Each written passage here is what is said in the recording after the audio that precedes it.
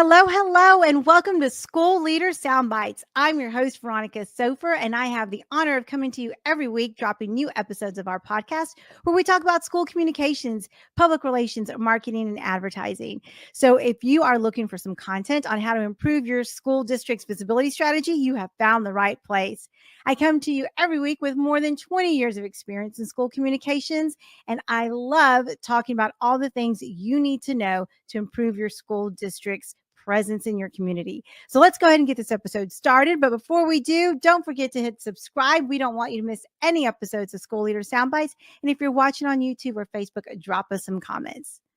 All right, so let's start talking about coaching. Now, coaching before COVID was a little bit different than post COVID. So I remember before COVID, there were a few superintendents and leaders that I was working with or friends with who were really utilizing coaching from an executive level perspective.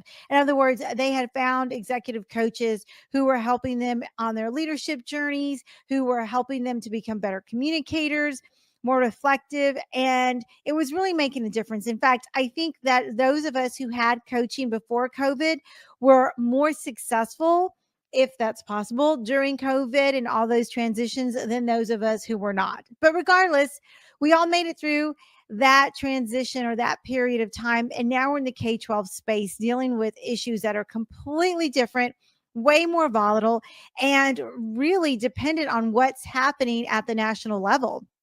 So we know that national politics play a huge part in people's tones and their reaction and how we engage with each other. And this absolutely trickles down onto the campus level.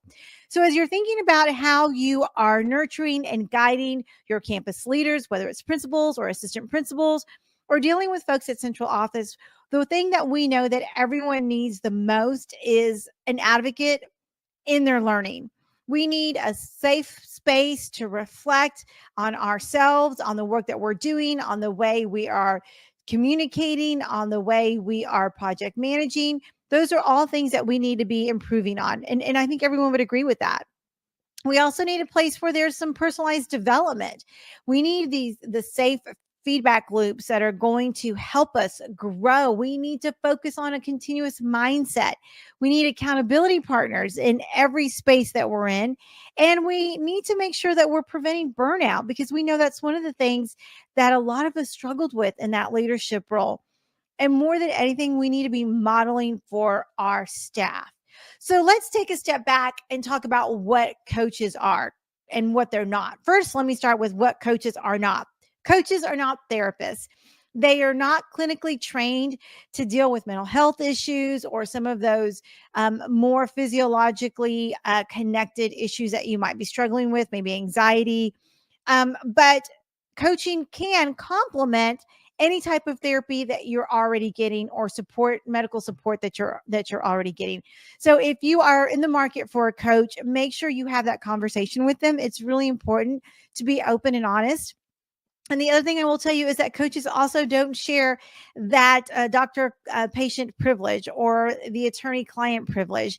So if you are working with a coach, be mindful of what that looks like. And I always tell people who are looking for a coach that there's a couple things to look for. Number one, the type of training that they've gone through, whatever type of certification that they have, because there's lots of good ones that are out there. You just want to make sure it's one that works for you. And if it's important to you, then maybe find a coach that has been in the K-12 space because they'll know the battles that you have been fighting against and the struggles that you've been having to feel torn within and the types of environment that you're working in. So if that's important to you, then find an executive coach or a professional coach that has been in the K-12 space. Now, that's not to say that there aren't really great coaches that are not in the K-12 space.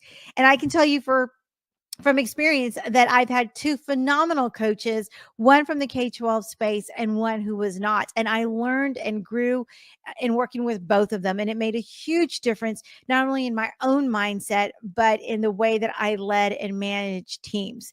Superintendents, as you are onboarding new leaders into your system, remember that we can all use a thought partner, especially as we are onboarding into a new district or into a new role. Having a thought partner there to just bounce ideas off of and get some one on one coaching is crucial to optimizing your leader, especially as we deal with budget crunches and polarizing narratives in our community. If you want to learn more about our Thought Partner Alliance, then make sure you click the link below to give your team that extra support they need with the Thought Partner Alliance. Now, let's go back to reflective space and what that means. Coaches give us a mirror. And that's important. They help us see what it is that other people are seeing, because we might have an impression of what it is we look like, how we sound like, or how we're coming across. And a good coach will hold that mirror up to you so that you can see what other people are seeing. And it may be on point or it may not be what you thought it was. And so they help you have that conversation without judgment and in a way that helps you identify goals and strategies to shift the way you are coming across. You know, it's all about mindset.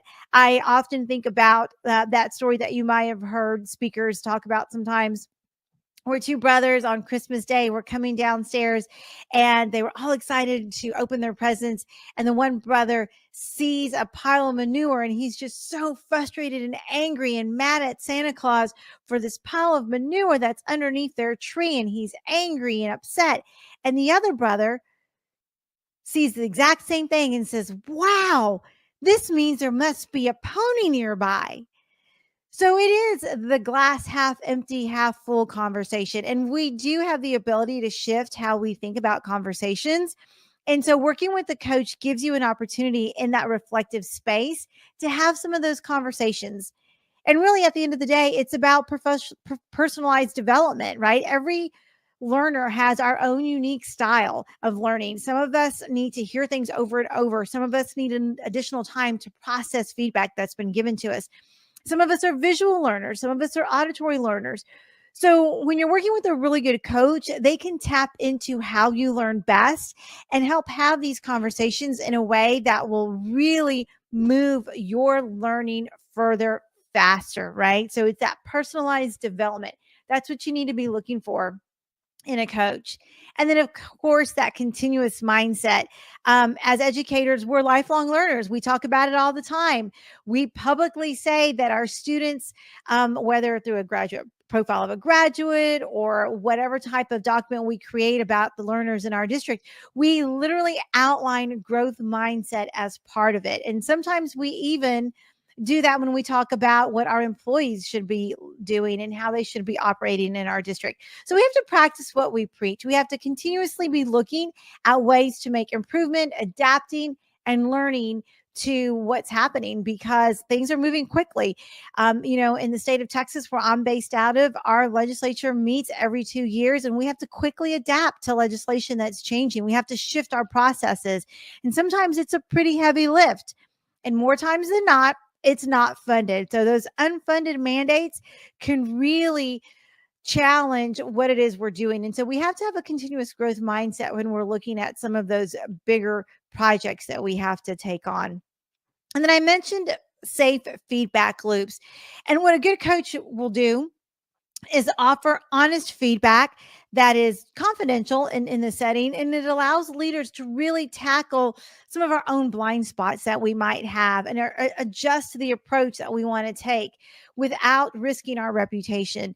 And so if you are working on your communication style, this is a great place to practice how you deliver that communication and share survey results that you might be getting from your team or the people that you lead, and really digesting it and figuring out how you can make improvements in a way that helps you see that there's an opportunity for growth and that there is light at the end of the tunnel, because we are not always set in our ways. And we know that dendrites we can go in and we can shift the way we think about things and the way that we process information. And so it's just a matter of retraining our brain and having crucial conversations that will make such a huge difference. So now let's talk about some of the strategic thinking that comes along when you're working with the coach.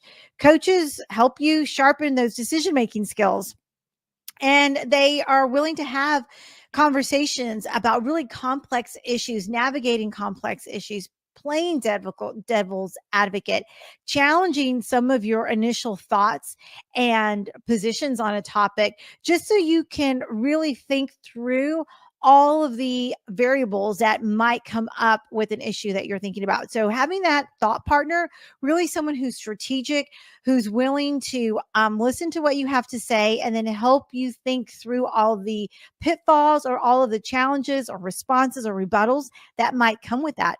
Sometimes we need somebody to step outside of the conversation so that we have confidence while we're inside the conversation to restructure it and make it more efficient and more effective.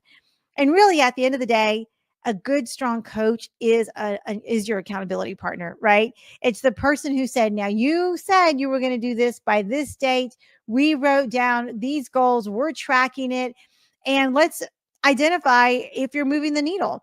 And so, whether you're looking at improving your campus culture or your district culture or implementing a new initiative, the accountability partner will look at those benchmarks that you've set and decide if you are keeping your word and if there is some opportunity for you to refocus your efforts. Maybe you missed a deadline, and it's okay to miss a deadline, but you've got to be able to go back and recalibrate and say, okay, now what are we going to do to get this project back on track and make sure that we are putting together a process that's going to make a difference and is going to be effective. And that's really hard to do when you are balancing a lot of balls in the air. And as a superintendent or an executive, a cabinet member, or even a campus leader, sometimes the biggest concern is burnout. And we all want to prevent burnout. Coaching helps you identify what some of those boundaries are so that you're taking care of yourself, right? You're prioritizing your self-care. You're avoiding burnout. You know when there are high stakes issues coming up. You know when things are going to be emotionally draining and there's going to be a lot of demand from the campus and some of your staff. So helping you plan ahead. And, a great example of that is when I was doing a lot of traveling, my coach said, okay, you're going to be on the road for about 15 days and only home for 2. What are you going to do to make sure you are taking care of yourself? Are you going to be building in dedicated email time? Are you going to build in some of your nutrition and what that's going to look like? Oh, you're going to a couple of conferences. Let's make sure you pick restaurants where you're going to be taking some of your clients, and I look at the menu ahead of time so you know what's going to be a good option, right? Because when you're tired and you're exhausted, sometimes you don't make the best choices. But one of my favorite things that my coach had me do was identify the physical toll on my body as I was traveling from district to district. And I built in chiropractic adjustments and massages, and it made a world of difference because then I could show up at the district I was supposed to show up in fully refreshed and ready to engage, high energy, and pouring all of myself into the training that I was doing in that district. And so making sure that you have a system in place to prevent burnout is going to be key to your success. So a good coach will make sure you're doing that. And then I talked about modeling for staff, and that's really the one that's most important. By actively engaging in coaching, you're setting a great example for all of your staff at every level, your office staff, your teachers, your principals, everyone that is in your system. You're showing them that seeking growth opportunities is healthy, it's productive, it makes a difference, and it can really shift the entire energy of a campus and or a department. So modeling that type of behavior is going to make a huge difference on your leadership journey. So if you don't have a coach, I highly recommend you look for one. I know a lot of the state organizations have coaching models built in if you are a school administrator, and there's a lot of places that you can do some research and find out where people have got their coaching certifications. And of course, if you're looking for a coach, I highly recommend you check out some of my blog posts so you can learn about how I coach and the way that I focus a lot of my sessions. So more information on that can be found at veronicavsofer.com. So I hope this information was helpful to you. Leaders, don't forget, if you don't have a coach, be open to getting one for not only you, but for those that you lead. You want to provide a reflective space for people with some personalized development. It's all about that continuous growth mindset, having a safe place for feedback, and having a thought partner who is doing some of that strategic thinking along with you, and being an accountability partner. That's really important because at the end of the day, we want to prevent burnout and model for our staff what it looks like to be coachable. So, with that, I'm going to wrap up this episode of School Leader Soundbites. If you are listening on the podcast, make sure you hit subscribe. We don't want you to miss any episodes of School Leader Soundbites. And if you are watching on YouTube or Facebook, drop some comments. I would love to connect. Be sure to reach out to me at veronicavsofer.com. And if you are looking for a coach, make sure you reach out. We'll talk to you soon.